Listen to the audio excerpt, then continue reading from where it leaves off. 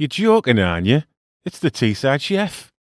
Today, with the sausages and the peppers and onions, you can eat like a real gangster without any of the racketeering, bad dress sense or prison time. And first, we need 2 chorizo sausages, and not the cured chorizo sausage, the sausagey chorizo sausage. You can use 4 for this generous 2-person recipe if you're a meat lover. And you should be a meat connoisseur if you're a real gangster, because you need a large meat locker to hang whacked wiseguys in. Now, you don't need to use chorizo sausage here. Any fatty sausage will work, but you do need to remove the skin and break it up into little pieces or slice quite thin, depending on your own personal aesthetic preference. Here's a pan shot of the broken up sausage for some reason, after which I will fry this off on a lowish heat. I'm not looking to cook it to death, I just want to hold its feet to the fire for a bit to render out the fat. Now I have to be honest here, this dish is only for real gangsters. Coming from a provincial northern English town as I do, I've seen my fair share of plastic gangsters. You know, we all know who they are, driving around in Range Rovers, selling drugs to children, occasionally hitting another plastic gangster with a baseball bat, ultimately ending 6 feet under or in prison, where it's much more difficult to maintain a sunbed tan. Let me know in the comments if there are any stories you can share about the plastic gangsters in your shitty little town. So we have all that hot sausage fat rendered out now, and that's going to come in very handy. Not to throw in someone's face as retribution for a perceived lack of respect, but in which to fry off a medium onion, which I'm going to chop nice and finely first. And if you find that your sausage hasn't provided you with a generous amount of fat, add in a glug of good olive oil, because you need a good amount of fat in this recipe for the best results. My pan is set to medium, and I need to cook the onion for a few minutes until it's translucent, and I did put a little pinch of salt in there. And I do like a good amount of garlic in my gangster's pasta. No need to get a fat sociopath to slice it with a razor blade in a fictionalised prison setting here. Just mince it or chop it finely and add to the onions before cooking for another minute or so. And while we're taking the raw edge off the garlic, let's prepare 2 bell peppers. I'm cutting these into small chunks here because that's how my wife prefers it, while my gourmet is more of a fan of thin strips, so it's up to you how you cut your bell pepper.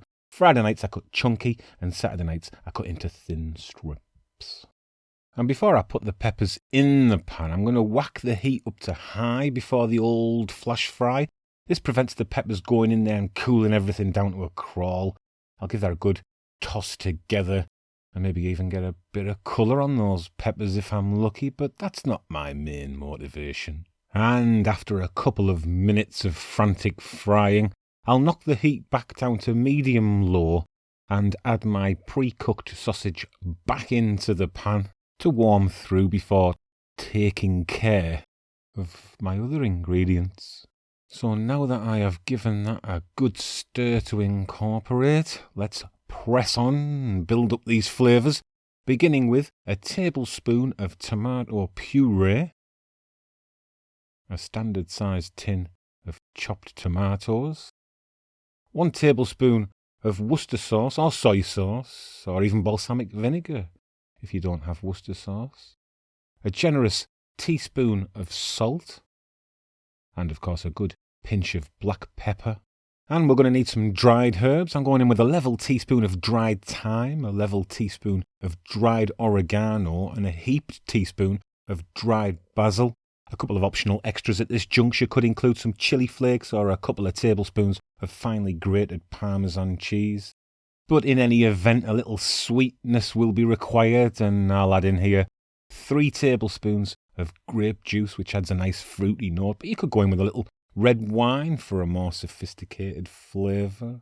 Before knocking the heat down to low, and then you want to cover the pan and gently simmer for around 20 to 30 minutes to soften those peppers and merge all of those flavours.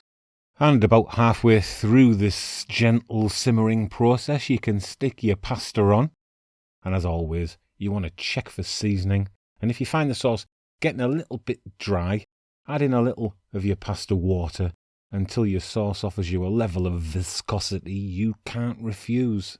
And rather than dumping the finished sauce on top of dry pasta, make sure you mix in well before serving, or I'll stick you in a hole in the desert, or make you sleep with the fishes, or smash your hand in with a hammer, put your head in a vice, ice picks in your balls, or wherever. You get the picture. And if you do as you're told, you'll now have a fantastic dinner for a real gangster.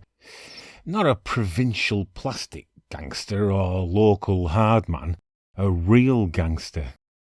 Finish with a final flourish of grated cheddar cheese or parmesan, and I'll see yous next time, eh? Ta